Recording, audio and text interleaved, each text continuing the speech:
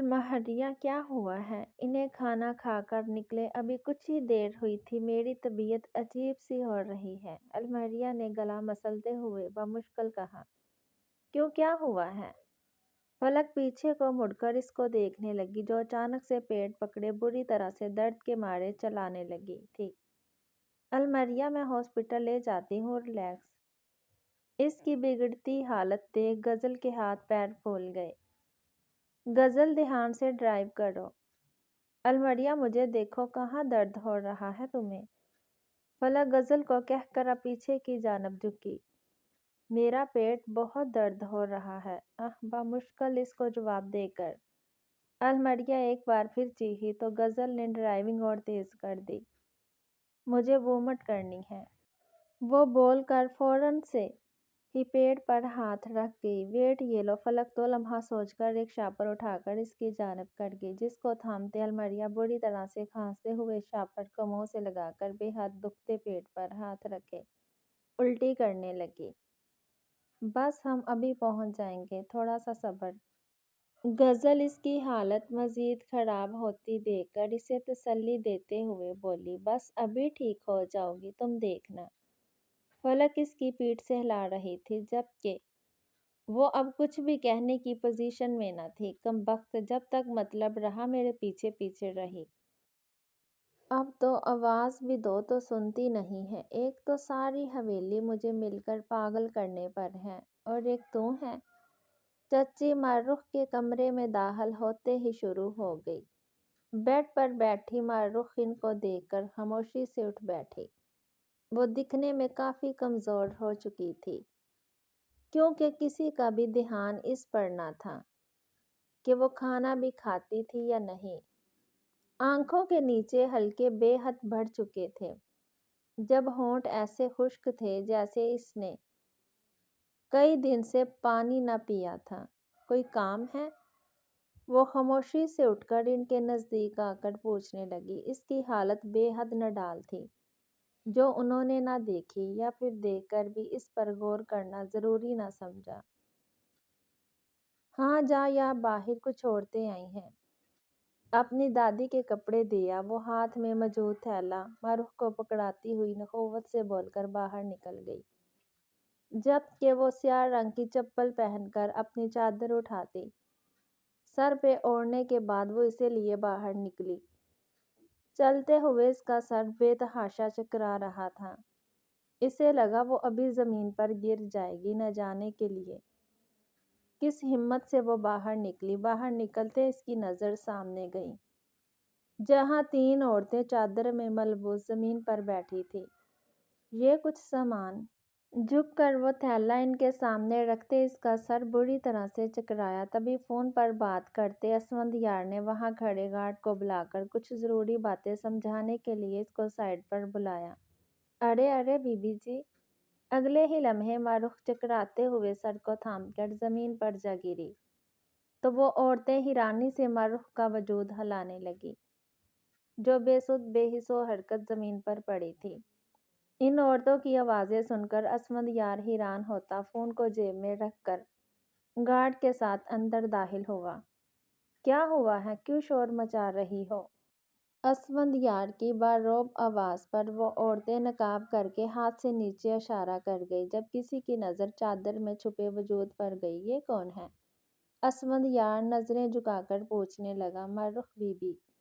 مارخ بی بی؟ تبھی اندر سے ملازمہ آواز دیتی ہوئی باہر آئی، جب اس نے مارخ کو نیچے گرتے ہوئے دیکھا۔ مارخ بی بی کو کیا ہوا؟ وہ پریشانی سے مارخ کے پاس بیٹھ کر گارڈ سے پوچھنے لگی۔ پتہ نہیں، بے ہوش ہو گئی ہیں۔ گارڈ کی بجائے جواب ان میں سے ایک عورت نے دیا تو اسفندیار پیشانی سے ہلا کر کچھ لمحہ سوچنے کے بعد بولا، انہیں سہارا دے کر کار میں بٹھائیں اور آپ میرے ساتھ چلیں۔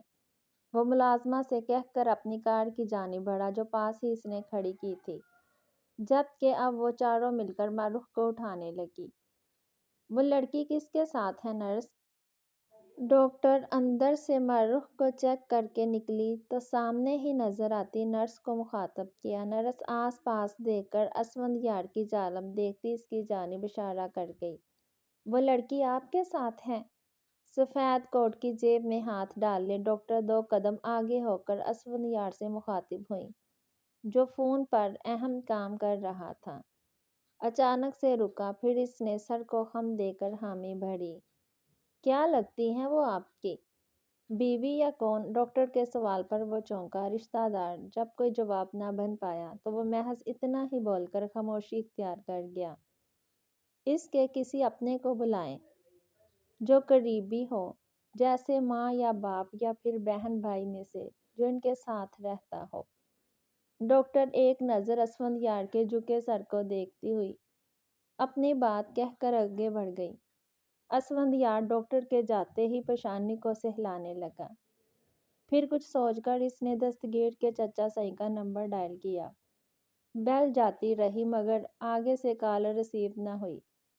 اس نے اب حویلی کے نمبر پر کال کی، وہ بھی کسی نے نہ اٹھایا، جیسے وہاں کسی کو فکر تک نہ تھی کہ ان کی بیٹی اس وقت کس حال میں اور کہاں تھی۔ وہ کس قدر لاپرواہ تھے۔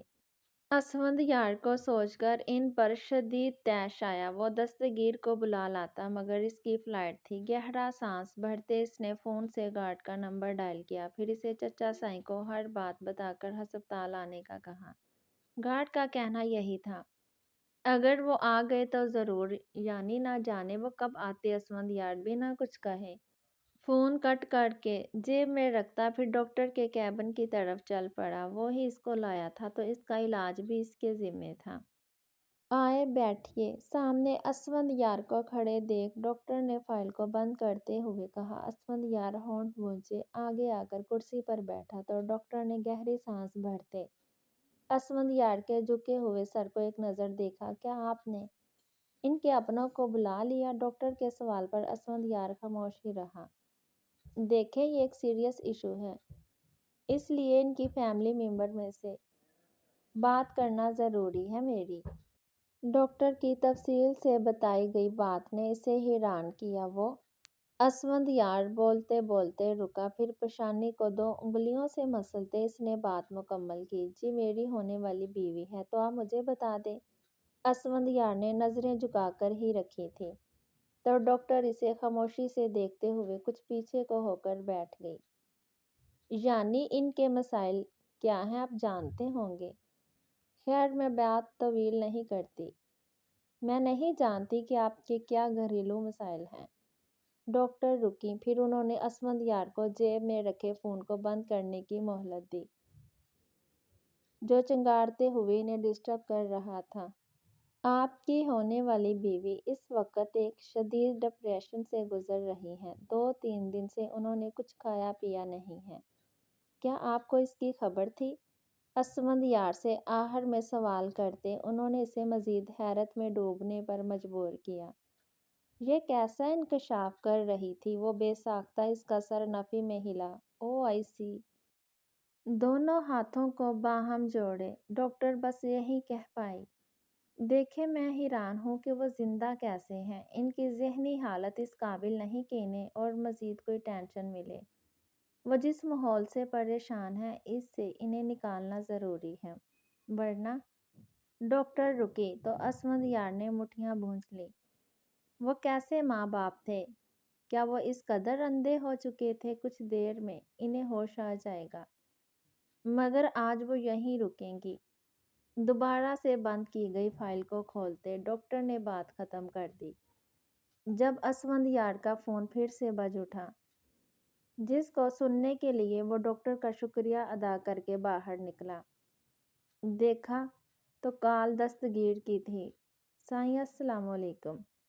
فون ریسیو کرتے اس نے خود کے لہجے پر مکمل طور پر قابو پایا۔ اسفندیار کے سلام کا جواب دیتے دستگیر نے اس سے کچھ اہم مسئلوں کے متعلق بات چیت کرنا چاہی تو اسفندیار معروف کے پاس نرس کو جاتا دیکھ باہر نکل آیا۔ اور کہاں ہو اس وقت؟ دستگیر کے سوال پر وہ گھبرایا۔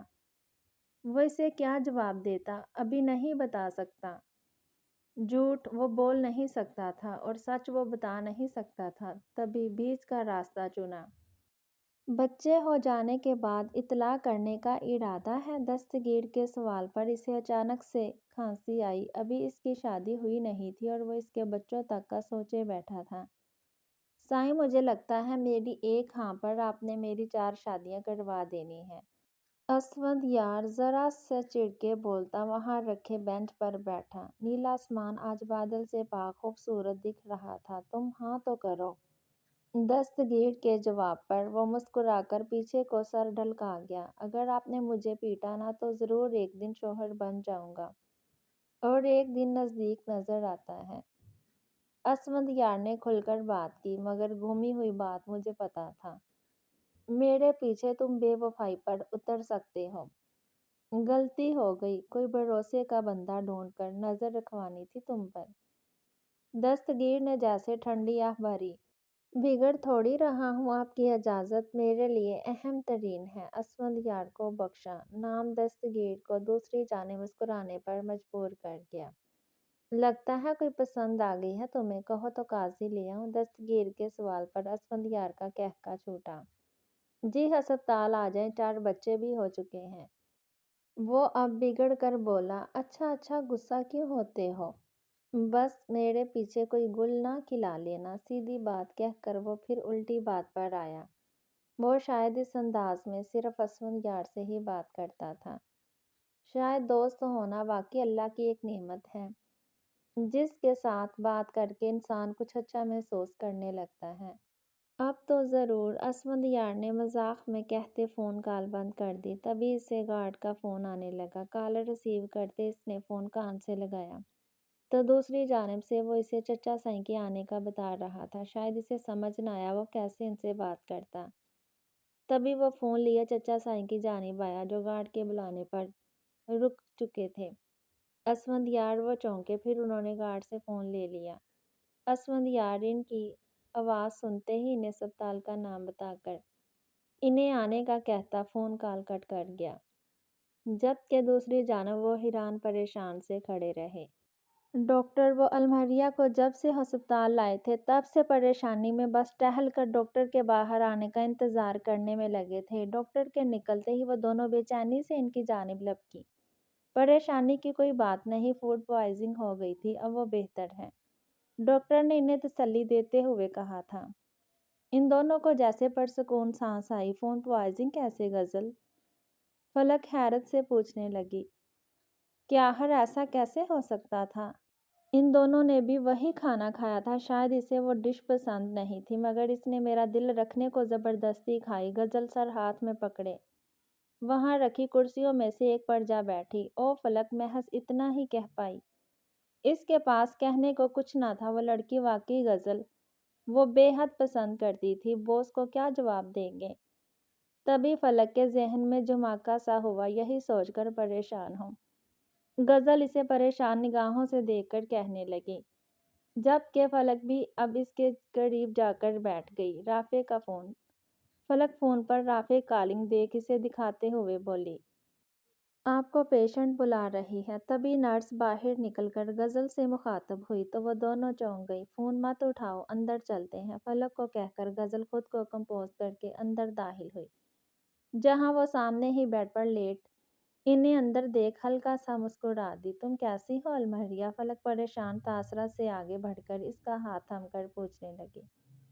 اب بہتر ہوں۔ اسے پیٹ میں اب بھی تھوڑا تھوڑا درد تھا۔ تمہاری خبر گھر جا کر لیں گے ہم، غزل خفا انداز میں کہہ کر اس کے پاس بیٹھی۔ ضرور، مگر مجھے گھر لے چلو، یہاں مجھے اچھا محسوس نہیں ہو رہا، المہریہ اکتائے ہوئے انداز میں بولی۔ تو فلک غزل کی جانب دیکھنے لگی، مگر غزل ابھی کچھ بولتی جب المہریہ اسے بیچ میں ٹوک گئی۔ کوئی اگر مگر نہیں، یہ میری ریکویسٹ ہے، مجھے گھر جانا ہے، پلیز۔ اس کی التجائے انداز پر وہ دونوں خاموش ہو کر ایک دوسرے کو دیکھنے لگے۔ بالآخر وہ اپنی ضد منوا کر ہی رہی۔ کار میں بیٹھی وہ دونوں اسے بار بار گھوڑیوں سے نواز رہی تھی، جو ڈاکٹر کے منع کرنے کے بعد ضد کر کے ان کے ساتھ گھر چل رہی تھی۔ اچھا نہ گھوڑو مت، میں ٹھیک ہوں، پیٹ پر ہاتھ رکھے اس نے مسکراتی آنکھوں سے انہیں دیکھ کر کہا تو کچھ پل بعد وہ بھی ہنس دی۔ تبھی غزل کا فون بھی بجنے لگا۔ زاویار کالنگ۔ فلک کو فون دکھا کر غزل نے ہونٹ چباتے فون کو سائلنٹ کر کے جیب میں رکھ دیا۔ جب دوسری جانب وہ کھڑکی سے سر ٹکائے آنکھیں موندے خاموشی سے بیٹھی تھی۔ معروف کہاں ہے؟ وہ کمرے کے باہر دیوار سے ٹیک لگائے کھڑا تھا۔ جب چچا سائیں کی اس پر نظر پڑی، وہ بے ساختہ اس کی جانب بڑھ کر آتے ہی سوال کرنے لگا۔ اسفندیار کے چہرے پر چھائی پریشانی دیکھ کر گہرا سانس بھرتا سیدھا کھڑا ہوا۔ اسفندیار نے آنکھوں سے پاس والے کمرے کے جانب اشارہ کیا تو وہ بے چینی سے فوراً ہی کمرے میں داخل ہو گئے، جہاں وہ سامنے ہی بستر پر پیلی پڑ چکی رنگت اور کمزور وجود کے ساتھ موجود تھی۔ اس کو بے ہوش دیکھ وہ آگے بڑھ کر اس کی پیشانی پر پیار کرتے اپنے آنسو روک نہ پائے۔ اس کی اس حالت کی ذمہ دار وہی تھے، دوسروں کو برباد کرنے چلے تھے، جبکہ ان کی اپنی بیٹی اس حالت میں آ چکی تھی۔ اس کے ہاتھ تھام کر وہ اس پر پیشانی ٹکا کر کئی پل آنسو بہاتے رہے۔ وہ آج اپنی بیٹی کے سامنے گنہگار کی حیثیت سے کھڑے تھے اور اس پل ان سے وہاں رہنا محال ہو گیا۔ بمشکل گہرا سانس بھرتے اس کے سر کو سہلا کر وہ باہر نکل آئے، جہاں اب اسفندیار کرسی پر بیٹھا تھا۔ چچا سائیں کو باہر آتے دیکھ اسفندیار نے اب بھی نظر نہ اٹھائی۔ بے جان قدموں سے چلتے وہ اچانک لڑکھڑائے تو اسفندیار انہیں بے ساختہ تھام کر اپنی جگہ بٹھا گیا۔ چچا سائیں ان کی بگڑتی حالت دیکھ وہ ان کا ہاتھ تھامے ان کو پکارنے لگا، مگر وہ سینہ مسلتے پیچھے کو ٹیک لگا گئے۔ اپنی ہی بیٹی کا مجرم بن کر اس سے سامنا کرنے کی ہمت نہیں مجھ میں؟ چھت کو گھورتے ہوئے وہ ٹوٹے لہجے میں بات کا آغاز کر گئے۔ ان کے لہجے میں بے بسی تھی، تھکن تھی۔ اسفندیار ان کا ہاتھ تھامے ان کے نزدیک ہی بیٹھ گیا۔ وہ ٹھیک ہو جائے گی، فکر مت کریں۔ ان کے چہرے کو دیکھتے اسفندیار نے تسلی دیتے ہوئے کہا، نہیں اسفند، وہ نہیں ہوگی۔ جب تک وہ اس حویلی میں ہے ہرگز نہیں ہو سکتی۔ اگر میں اسے وہاں لے گیا تو مجھے لگتا ہے۔ وہ بولتے بولتے رکے، پھر وہ آگے ہو کر سر ہاتھوں میں گرا گئے۔ مجھے اپنی بیٹی کو کندھوں پر لاد کر دوسرے دفنا گئے اپنوں کے پاس چھوڑ کر آنا ہوگا۔ اسفند، مجھ میں، میرے کندھوں میں ہمت نہیں ہے، اب اور سکت باقی نہیں۔ اگر وہ وہاں گئی تو وہ زندہ نہیں رہ سکے گی۔ وہ میری اکلوتی اولاد ہے۔ وہ اب جیسے پچھتا رہے تھے، ہاتھوں سے جیسے سب جا چکا تھا۔ چچا سائیں ہمت کریں۔ ان کے کندھے پر ہاتھ رکھے اسفندیار چچا سائیں کے رونے پر پریشان ہوا۔ اسفند، مجھ پر ایک احسان کر دو۔ وہ اچانک سے رونا چھوڑ کر کچھ سوچتے ہوئے اس کو دیکھ کر بولے۔ پھر بے ساختہ انہوں نے اپنے دونوں ہاتھ اسفندیار کے سامنے جوڑ ڈالے۔ چچا سائیں اتنا نہ گرائیں۔ ان کے ہاتھوں کو تھامتے اسفند نے نفی میں سر ہلا کر ان سے کہا تو وہ اسے آنس بھری نظروں سے دیکھنے لگے۔ میری بیٹی کو اپنا لو۔ چچا سائیں کی بات اس پر جیسے پہاڑ بن کر ٹوٹی تھی۔ وہ کئی پل حیرت کے زیر اثر بیٹھا رہا، جبکہ وہ اسے خاموش پا کر پھر بھی اس کے جواب کا، اس کی ہاں کا انتظار کرنے لگے۔ وہ اب معروف کی خوشی چاہتے تھے، جو اب اس حویلی میں ممکن نہ تھی۔ دھیان سے الماریہ وہ بمشکل قدموں میں ہمت لاتے ہوئے چل رہی تھی، مگر سامنے موجود دو زینے نے اسے لڑکھڑانے پر مجبور کیا تھا۔ اسی وقت فلک اسے تھام گئی، ورنہ اس کے گرنے میں کوئی شبہ نہ تھا۔ فلک، تم الماریہ کو کمرے میں لے جاؤ، میں فون سن کر آتی ہوں۔ غزل ایک بار پھر بجتے فون کو دیکھ کر باہر ہی رک گئی۔ فلک دھیرے دھیرے الماریہ کو چلاتے ہوئے اندر لے جانے لگی۔ وہ دونوں اس سے قدرے دور ہوئیں تو غزل نے فون ریسیو کیا۔ فون کال رافع کی تھی۔ فون اٹھاتے ہی اسے دوسری جانب سے خاموشی سنائی دی۔ رافع، 2 لمحہ جب کوئی نہ بولا تو وہ اسے پکار بیٹھی۔ کہاں تھی تم؟ ہم تمہیں کب سے کالز کر رہے تھے۔ رافع کے سوال پر وہ آنکھیں میز کر کھولتی انگلیوں کو مروڑنے لگی۔ دراصل وہ رکی، اسے سمجھ نہ آیا کہ وہ بہانہ بنا دیتی یا پھر سب بولتی۔ 2 لمحہ میں اس نے رافع کو سچ بتانے کا فیصلہ کیا۔ ہم ہاسپٹل میں تھے۔ جلدی سے وہ ایک ہی سانس میں یہ بات بول گئی، جبکہ دوسری جانب سے ہنوز خاموشی رہی۔ کچھ دیر بعد کال کٹ گئی۔ وہ حیران ہوئی۔ رافع کا بہیو عجیب تھا، یا پھر شاید اسے محسوس ہو رہا تھا۔ سر جھٹکتی وہ اندر کی جانب بڑھ گئی۔ جہاں سے اسے فلک کے ہنسنے کی آواز باہر تک آ رہی تھی۔ شام کے سائے لہرانے لگے، ایسے میں وہ اندر ہی موجود گارڈن میں ٹھنڈ ہوا کی نیت سے کچھ دیر پہلے آ بیٹھی تھی۔ فلک اور غزل دونوں اندر کچھ کام کرنے میں مصروف تھے، تبھی اس نے انہیں ڈسٹرب کرنا مناسب نہ سمجھا تھا۔ اس کے ذہن پر اس وقت صرف ایک شخص کے خیالات چھپے ہوئے تھے، وہ اس کو ذہنی قیدی بنا چکا تھا۔ ہر لمحہ اس کی سوچوں کا محور صرف وہی رہنے لگا تھا۔ یہ کیا ناراضگی تھی کہ اس نے اسے پلٹ کر دیکھا بھی نہ۔ ہونٹ بھونچے اس نے آنسوؤں پر قابو پانا چاہا، مگر وہ باغی بنے، گالوں پر پھسل گئے۔ جرام ارکان اس کے دل و دماغ کو جکڑ چکا تھا، ایسی قید میں اسے قید کر چکا تھا جہاں سے نکل پانا اس کے بس کی بات نہ تھی۔ کار بنا اور کسی جگہ روکے وہ اس گھر کے سامنے آ رکا۔ سیٹ بیلٹ کھول کر وہ تیزی سے کار سے باہر نکلا۔ اس کے قدموں میں تیزی تھی، عجیب سی بے چینی، بے قراری تھی۔ گیٹ کے قریب پہنچتے ہی جیب میں رکھا فون باہر نکال کر دیکھتے ہی اس کے تاثرات سپاٹ ہو گئے۔ آنکھوں میں اب ایک بھی تاثر موجود نہ تھا۔ فون کال ریسیو کرتے ہی اس نے دوسری جانب موجود شخص کی بات سنی۔ بنا کچھ بولے 1 منٹ کی فون کال کے بعد فون خود بخود ڈسکنیکٹ ہو گیا۔ وہ 2 قدم پیچھے ہوا، فون کو ہاتھ میں سختی سے دبوچے اس نے سامنے نظر آتے گھر سے نگاہ ہٹائی، پھر رخ موڑ گیا۔ تبھی اس کا دھیان بھٹکا۔ گیٹ کھول کر کوئی جیسے باہر نکل رہا تھا۔ بے اختیار ہی جرام نے رخ موڑا تو المریہ اس کے سامنے موجود تھی۔ دل کی بے چینی کے ہاتھوں مجبور وہ بالآخر اتنی دیر سوچنے کے بعد دروازے کے نزدیک آئی تھی۔ جب بے قراری بڑھی تو اس نے دروازے کو کھول دیا۔ اب اس کی آنکھوں میں حیرت واضح تھی، سامنے ہی وہ موجود تھا۔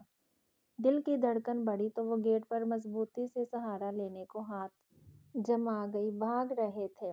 اس کے قدموں کا رخ دیکھ اس نے بنا تاثرات کے پوچھا تو وہ وہیں کا وہیں کھڑا رہا۔ ان آنکھوں میں شکوہ یا شکایت نہ تھی، وہ آنکھیں اسے اس پل اپنا ہی عکس لگی، اپنے جذبات کا، اپنی بے چینی کا، اپنی بے قراری کا۔ اس کو دیکھتے ہی جرام کی آنکھوں کے جذبات بدل گئے۔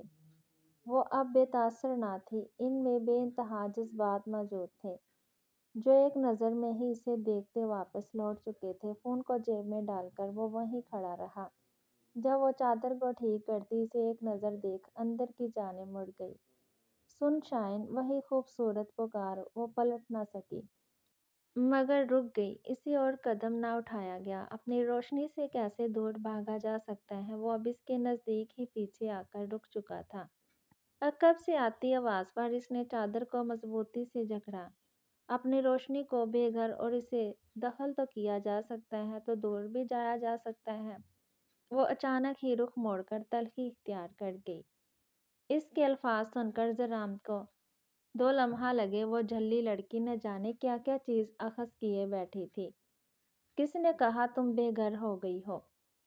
وہ اب اسے نزدیک آیا، وہ 2 قدم پیچھے کو لے گئی۔ اس کی اس حرکت کو دیکھتے جرام نے اسے تنبیہ کرتی نگاہوں سے دیکھا، پھر ہاتھ بڑھا کر اس کو کندھے سے تھامتے اپنے نزدیک لے آیا۔ اس کی آنکھوں کو خود پر جمتے دیکھ وہ نگاہیں پھیر کر یہاں وہاں دیکھنے لگی، جیسے اس کی آنکھوں میں دیکھنا اس کے لیے پگھلنا تھا۔ ہر چیز کہیں جائے ضروری نہیں ہوتی جرام ارکان۔ اس نے پہلی بار اس کو نام سے پکارا تھا، یعنی ناراضگی زیادہ بڑھ چکی تھی۔ ضروری ہے تمہیں کسی بھی چیز پر یقین نہیں کر لینا چاہیے؟ ذہن میں آتے سوالات کو مجھ سے پوچھ کر ہی تم کوئی رائے قائم کر سکتی ہو؟ میں بھلا تمہیں تمہارے گھر سے کیسے نکال سکتا ہوں؟ میری اتنی اوقات ہے؟ وہ اس کے ہاتھوں کو تھام کر اتنی محبت سے بولا کہ وہ چونک کر بے اختیار اسے دیکھنے لگی۔ اس کا گھر، وہ جس گھر میں رہ رہی تھی، وہ جرام کا ہی ہمیشہ سے سمجھا تھا۔ میرا تو کوئی گھر ہے ہی نہیں، کیا مذاق بنا رہے ہو میرا؟ وہ اس کے ہاتھوں کی گرفت سے ہاتھ آزاد نہ کروا پائی۔ ناراضگی زیادہ ہے کیا؟ اپنے گینگسٹر سے؟ وہ اس کے گال کو سہلا کر اس کی رنگت کو دیکھ کر چونکا جب وہ اس کا ہاتھ پیچھے کو دھکیلنے لگی، مگر وہ اس کا وہی ہاتھ تھام گیا جس سے تعلق توڑ کر راستے الگ کر لیے جائیں، پھر ان کا ایک دوسرے پر کوئی حق نہیں رہتا۔ نہ وہ اس کے ایک بار پھر ہاتھ تھامنے پر لب کاٹ کر اپنی بات کہہ گئی۔ तुम इस बात को मानती हो कि मेरा और तुम्हारा एक दूसरे पर हक है? वो इसके सवाल पर चौंकी, फिर वो सर झुका गई। मेरी आंखों को तकलीफ देने से पहले अगर पूछ लेती तो सुकून से ये वक्त गुजारा जा सकता था। अब वो जैसे बीवी को देखता हुआ इसे जैसे सब बताने पर आया। मुझे छोड़ो, आखिर तुम क्या चाह रहे हो मुझसे? मैं जानती हूँ मैंने गलती की, तुम्हें हर्ट किया, शायद वो थी, इसने शायद जानबूझकर साथ लगाया था और तुमने मुझे छोड़कर सजा दे दी, बस बात यही है।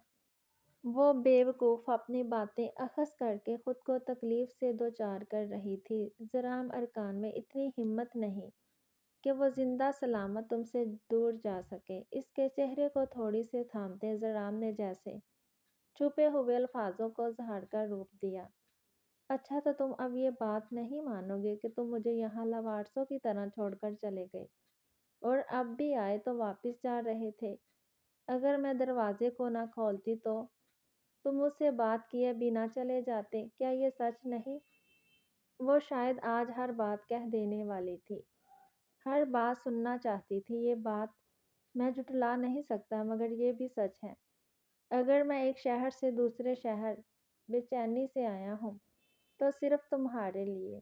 वो बेख्तियार इसके करीब आया। इसकी आंखों में कुछ था जिससे वो नज़रें बचाकर अपने हीरो को देखने लगी। तो तुम मुझसे भागकर दूसरे शहर चले गए थे? वो जैसे अब भी इसी बात पर अड़ी हुई थी। मैं तुमसे कैसे भाग सकता हूँ जिसका ख्याल हर लम्हा मेरे साथ होता है? सुन शाइन, वो गंभीर आवाज़ में बोलता हुआ रुका, फिर वो इसके दोनों हाथ थामकर इसे अपने करीब करता इसकी आंखों में झांकने लगा। मैं तुमसे खफा होकर नहीं, सजा देने के लिए नहीं, एक काम के सिलसिले में दूसरे शहर गया था। तुम्हें तन्हा घर में कैसे छोड़ता? रह सकती वहाँ मेरे बगैर?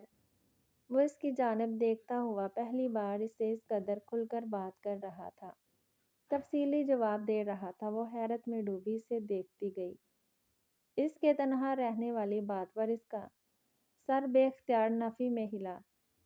मैं तुमसे कभी खफा नहीं हो सकता। वो इसकी आंखों में आंखें गाड़े सच्चाई का मुजाहरा कर रहा था, जबकि इस इजहार पर इसकी आंखें झलक पड़ी। मुझे लगा तुम भी मुझे छोड़कर चले गए इस वक्त जब मुझे पूरी दुनिया अपने खिलाफ खड़ी महसूस होती है। अब इसका वजूद रोने के बायस कपकपाने लगा जब ज़राम इसे बिना कुछ कहे नरमी से इसे गले से लगा गया। क्या इसके सीने पर सर रखती? वो बेख्तियार रोती चली गई। पूरी दुनिया अलमरिया के खिलाफ हो सकती है मगर मुझे छोड़कर। वो इसे जता नहीं रहा था, वो इसको अपने होने का, अपने यकीन का यकीन दिला रहा था। चचा साईं असफंदियार सोच समझकर जवाब देना। एक बाप तुमसे भीख मांग रहा है। मैं अब एक और कत्ल नहीं चाहता। मैं अपनी बेटी का कातिल नहीं बन सकता। इनकी आंखों में नमी थी, करब था, जबकि असफंदियार का ज़हन कुछ भी सोचने के काबिल न रहा। अचानक ही वो उठा और तेज तेज कदमों से चलते वो बाहर निकल गया। खुली हवा में आकर भी इसे सांस लेना दुश्वार लगा। आखिर ये कैसी ख्वाहिश थी? वो किस मसले में तन्हा फंस गया था? मसला क्या वो लड़की इसके लिए आजमाइश बन गई थी? नहीं, हरगिज नहीं। वो इसके लिए आजमाइश कैसे बन सकती थी जो खुद भी अजीयतों से और आजमाइशों से गुजर रही थी? मगर वो क्या करे? वो इतना बड़ा कदम नहीं उठा सकता था। इसे अपनाना इसके लिए कैसे मुमकिन था? जो लड़की इतने अरसे तक दस्तगीर के आसरे पर बैठी रही, क्या वो इसे अपना बना सकेगी? इसके जहन में सोचों का समंदर था, मगर जवाब देना इसे कुछ भी समझ न आया। ऐसे वक्त में, इसे सिचुएशन में वो आखिर क्या करता? साईं, वो लोग इस वक्त जहाज में मौजूद खुली फजा में थे। जब इसे बाहर झांकते देख दस्तगीर ने इसका हाथ थामते अपनी जानिब ध्यान लाने को पुकारा। दस्तगीर की पुकार पर वो फौरन ही रुख मोड़ गई। जहां इसकी नज़र दस्तगीर की खूबसूरत निगाहों से जा टकराई, वो इसको अपनी जानिब देखता पाकर मुस्कुरा दिया। इसे मुस्कुराते देख वो भी मुस्कुरा दी। मुझे लगा था तुम्हें डर लगेगा फ्लाइट से और तुम सारे रास्ते मुझसे बातें करोगी, मगर तुम्हें खामोश पाकर मुझे समझ आ गया मैं गलत था। वो इसकी आंखों में देखते हुए हाथों को थामे बोला तो वो इसकी बात सुनकर बेख्तियार हंस दी। زاریہ نے جواب دینے کی بجائے اس کے سینے پر سر رکھ دیا۔ وہ اس کے ساتھ بے حد پرسکون تھی، اس کی بے اختیار کی گئی حرکت پر دستگیر کے چہرے پر مسکراہٹ کھل پڑی۔ اس نے بازو اس کے گرد حمائل کرتے اس کی آنکھوں میں جھانکا، جہاں جھانک کر اسے علم ہوا اس کی آنکھیں سمندر سے بھی زیادہ گہری تھیں، جن کو وہ ساری رات بھی تکتا رہتا تو اس کی گہرائی ختم نہ ہوتی۔ اس کے یوں دیکھنے پر وہ سر جھکا کر اس کے ہاتھ کی پشت پر انگلیاں پھیرنے لگی۔ تم نے جواب نہیں دیا؟ اس کے ہاتھ کی حرکت کو دیکھتے دستگیر نے دوبارہ سے جواب سننا چاہا۔ میرے پاس اتنی ساری باتیں نہیں ہیں، اس لیے میں خاموش ہوں، مگر آپ بولیں، میں آپ کو سننا چاہتی ہوں۔ وہ سچائی کا مظاہرہ کرتی ہوئی بولی تو دستگیر مسکرا کر دوسرا بازو بھی اس کے گرد باندھ گیا۔ اتنا سچ بول کر تم مجھے کنفیوز کر دیتی ہو لڑکی۔ اس کے سر پر لب مس کرتے اس نے سچ کہا تو وہ ہنس دی۔ عصمت، میرا اس بار کوئی مقصد نہیں، میری بیٹی کا کوئی بھی پلان نہیں۔ اس کا کردار صاف ہے، وہ میرے گناہوں کی سزا بھگتنے میں یہ نہیں دیکھ سکتا۔ وہ پیشانی کو 2 انگلیوں سے ہلاتا کھلی ہوا میں سانس لینے کی ناکامیاب کوشش میں تھا، جب چچا سائیں کی عقب سے آواز آئی۔ وہ اچانک سے مڑا، ان کے جھکے کندھے التجا کرتی نظریں دیکھ وہ جبڑے بھونج کر ان کے کندھے پر ہاتھ رکھ گیا۔ مجھے اپنی بیٹی کے کردار کی وضاحت دینے کی ضرورت نہیں چچا سائیں، مجھے وقت درکار ہے۔ یہ ایسا فیصلہ نہیں کہ جلد بازی میں کر لیا جائے۔ آپ اپنی بیٹی کو ہوش میں آنے دیں، کچھ بہتر طبیعت ہو جائے تو ان سے یہ سوال پوچھیں اور ان کا جواب میرے جواب میں آسانی لے آئے گا۔ اندر جائیں، مجھے ضروری کام ہے، کچھ وقت تک آتا ہوں۔ وہ ایک ہی باری میں انہیں خاموش کروا کے بولتا چلا گیا۔ کبھی وہ چپ چپ بس سر ہاں میں ہلا گئے۔ وہ اس سے زور زبردستی نہیں کر سکتے تھے، یہ اب ان دونوں کے ہاتھ میں تھا۔ اب کی بار ماروخ کے دل سے رضامندی ضروری تھی۔ کبھی وہ جان گئے عصمت یار واقعی اس حویلی کے ہر فرد سے دل سے وفادار تھا۔ الماریہ، تمہیں ڈاکٹر نے منع کیا تھا، تم باہر کیا کرنے؟ غزل اچانک سے باہر کا منظر دیکھ کر رک گئی۔ اس کی زبان جیسے تلوں سے جا چپکی۔ سامنے کھڑے زرام کو دیکھتے اس کے وجود میں ایک سرد لہر دوڑ گئی۔ وہ جو چیز اس سے لاعلم رکھنا چاہتی تھی، اس کا علم اسے اسی کی زبان سے ہو گیا تھا۔ جبکہ الماریہ غزل کی آواز سنتے ہی زرام سے دور جا کھڑی ہوئی تھی۔ زرام کی نظر الماریہ پر تھی، جبکہ وہ پریشانی کے مارے غزل کو تک رہی تھی، جو خود ہی وہ بانڈا پھوڑ چکی تھی۔ زرام نے ایک نظر اس کی ہاتھ کی پشت پر لگے بینڈیج کو دیکھا، پھر اس نے اس کی پیلی ہوتی رنگت دیکھی، جو وہ پہلی ہی نظر میں سوچ رہا تھا۔ پر وہی وہ سچ تھا۔ بوس غزل کے پیچھے آ کر رکی۔ فلک بھی زرام وہ سامنے دیکھ کر چونک چکی تھی۔ کار میں جا کر بیٹھو۔ الماریہ کو دیکھے بنا کہتے اس نے دونوں ہاتھ جیب میں ڈالے۔ اس کے چہرے کے تاثرات لمحوں میں سرد و سپاٹ ہوئے تھے، جبکہ وہ اس کے سرد انداز کو دیکھ غزل کو آنکھوں سے تسلی دیتی کار کی جانب بڑھ گئی۔ دراصل اس کا موڈ اچھا کرنے کے لیے ہم اسے باہر لے گئے تھے، مگر غزل رک گئی۔ زرام کی آنکھوں میں سختی بڑھتی جا رہی تھی۔ میں ٹھیک ہوں غزل، تم وضاحت مت دو۔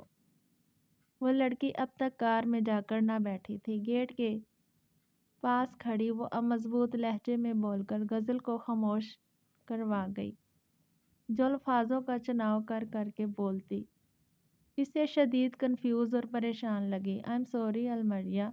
غزل اس کی آواز سن کر سر جھکا کر معذرت خواہ لہجے میں بولی۔ اس کے لہجے میں واضح شرمندگی تھی۔ غزل، تمہاری کوئی غلطی نہیں ہے، انفیکٹ یہ کسی اور کی غلطی تھی۔ وہ آگے بڑھ کر غزل کو گلے سے لگاتی نظریں موڑ کر زرام کو جتاتے ہوئے بولی۔ زرام اس کے دیکھتے ہی نظروں کو میچے اگلے ہی لمحے انہیں جھکا گیا۔ وہ اسے اپنی سرد نظروں سے دیکھنا پسند نہ کرتا تھا۔ اس کے لیے وہ تاثر بنا ہی نہ تھا۔ جیسے نہیں، یہ ہماری ہی غلطی تھی، تمہیں کافی کچھ سہنا پڑا، مجھے معاف کر دو۔ الماریہ کے گلے لگی۔ اب اسے کسی چیز کی معذرت کس انداز میں کر رہی تھی وہ لمحہ میں سمجھ گئی۔ وہ اسے اپنے شروع میں ہوئی اس تلخی کی معذرت کر رہی تھی۔ الفاظ سادہ سے تھے، مگر اس کا انداز اور خلوص دیکھ المریا نرم آنکھوں سے اس کا کندھا سہلانے لگی۔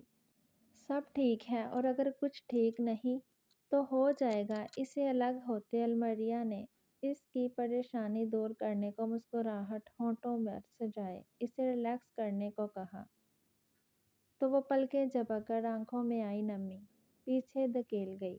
بابا سائیں گھر چلے، کافی دیر ہو گئی ہے۔ مسجد میں بیٹھے وہ نماز سے فارغ ہوئے تو دادا سائیں کو اب تک کسی پوزیشن میں سر جھکا کر بیٹھے دیکھا۔ وہ دوپہر سے مسجد میں موجود تھے، ایک بار بھی حویلی کا رخ نہ کیا تھا۔ اب مغرب کا وقت ہو چلا تھا۔ میں چلا جاتا ہوں، مگر تم اپنی بیوی کو لیے بنا مت آنا۔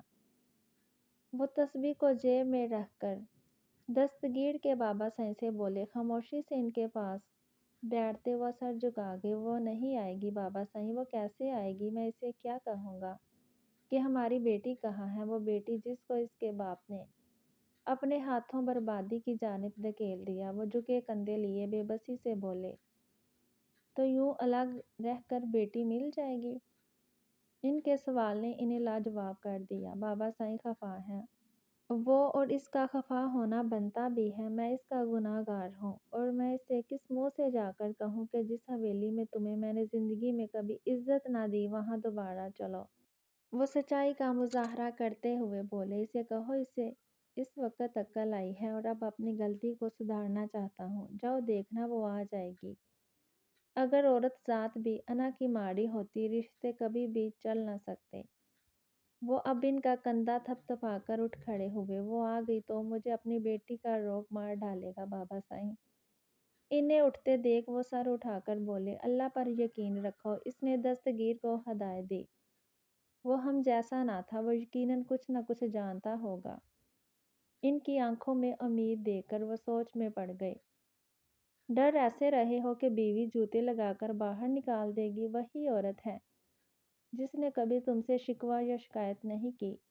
اب بھی اگر نہ کرے تو خود ہر چیز کا مداوا کر لینا تمہیں اپنی بیوی کا بھی جواب دینا ہے۔ بابا سائیں کے الفاظ انہیں ہمت دے رہے تھے، مگر اندر ایک الگ سا خوف بھی تھا۔ ڈر تھا کہ اگر انہوں نے ٹھکرا دیا تو کار اپنی منزل کی جانب رواں دواں تھی۔ دونوں ہاتھ سختی سے اسٹیئرنگ پر جمے تھے۔ المریا گاہے بگاہے اسے دیکھ لیتی، جس کے چہرے پر سنجیدگی تھی۔ وہ جرائم ارکان کے ہر روپ سے جیسے ناواقف تھی۔ یوں دیکھتی رہو گی تو دھیان بھٹک جائے گا میرا۔ وہ اچانک ہی سامنے کی جانب سے نظریں ہٹا کر اسے دیکھتا ہوا بولا۔ وہ مارے شرمندگی نظریں جھکا گئی۔ اب یوں بھی مت کرو، یہ نظریں بے حد بھلی لگتی ہیں مجھے، جو میرا انتظار کرنے کے بعد اب مجھے اپنی آنکھوں میں سمونا چاہتی تھی۔ وہ عجیب تھا، شاید وہ اسے دیکھنے سے بھی گریز برتنے کا بول رہا تھا اور اگلے لمحے نظر نہ ہٹانے کا بھی کہہ رہا تھا۔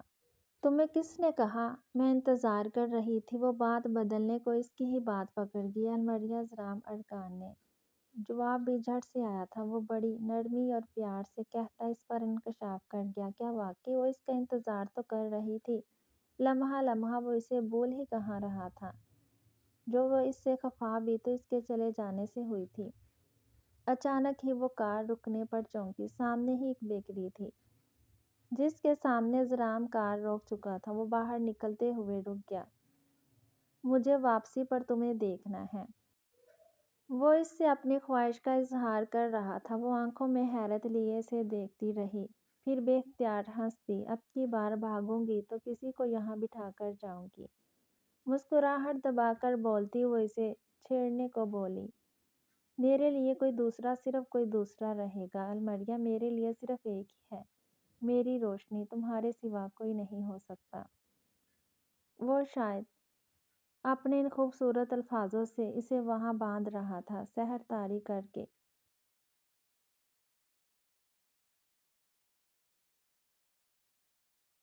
وہ کار کا دروازہ بند کرتا ہوا آگے بڑھ گیا، جبکہ وہ حیرت سے وہاں بیٹھی رہ گئی۔ اچانک ہی اس کا دھیان جرائم کے فون پر گیا۔ اس کا دل چاہا وہ زاریہ سے بات کرتی، 2 لمحہ اس کی آواز سن لیتی۔ یہی سوچ کر وہ اس کا فون اٹھانے لگی، مگر رک گئی۔